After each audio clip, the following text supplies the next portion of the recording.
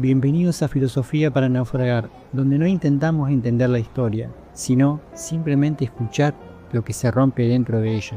Hoy vamos a hablar de un origen, pero no de cualquier origen, el origen de algo que nació justo en el borde del abismo. Sui Generis, año 1968, barrio de Caballito, 2 bandas colegiales, un piano, una guitarra, una flauta y un nombre, Sui Generis, un nombre en latín que significa algo simple y peligroso, único en su especie. No era marketing, era filosofía.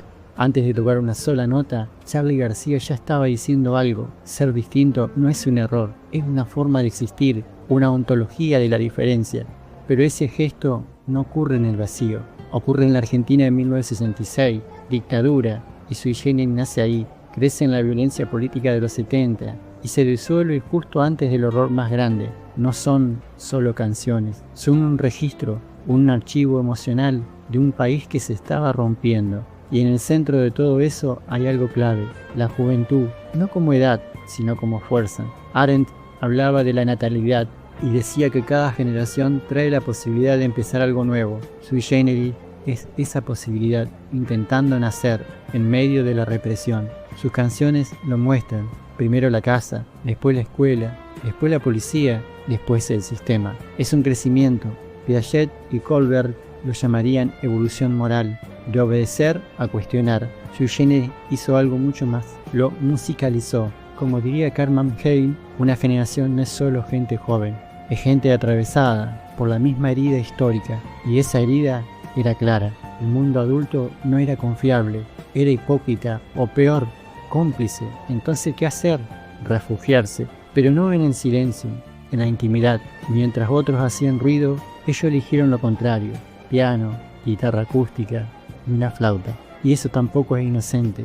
Walter Benjamin habla de la aura, esa presencia irrepetible que solo existe en lo cercano, en lo frágil, en lo humano. Sui Generis no gritaba, susurraba, y en un mundo que se volvía cada vez más violento, eso era resistencia. También lo era el lenguaje.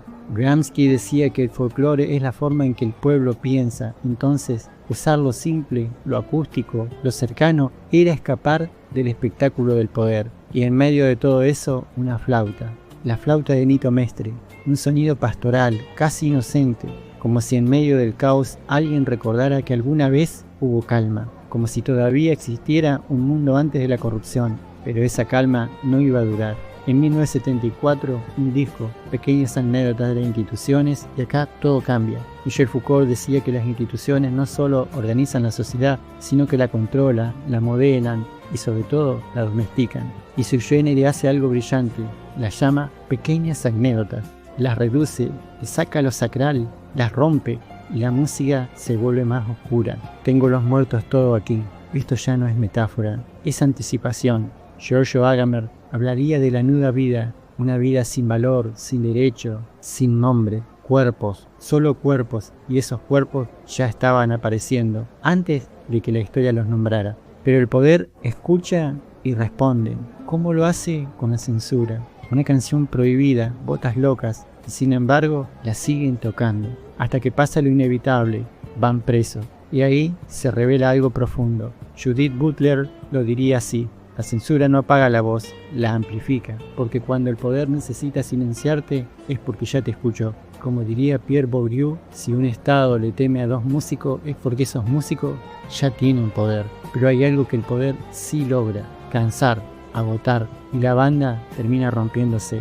Luna Park, 30.000 personas, un recital, pero no es un recital, es un ritual. Emile Durkheim lo llamaría efervescencia colectiva, cuando la emoción deja de ser individual y se vuelve comunidad. Y Víctor Turner diría, esto es un umbral, es un espacio liminal, un antes y un después, porque esa noche no solo termina una banda, termina algo más, 30.000 jóvenes cantando, llorando, sin saber del todo por qué, pero sintiéndolo, algo se estaba cerrando, que la inocencia se estaba yendo, que lo que venía iba a ser peor, y tal vez lo más profundo de todo esto es que Sui Generis no fue solo música, fue una forma de existir, cuando existir ya empezaba a ser peligroso, y por eso Escucharlos hoy no es nostalgia, es volver a ese umbral, ese momento exacto donde todavía todo podía ser distinto, pero no fue. Esto fue Filosofía para Naufragar, donde no intentamos salvar lo que se perdió, sino entender, porque algunas cosas tienen que romperse para que pudiéramos verlas.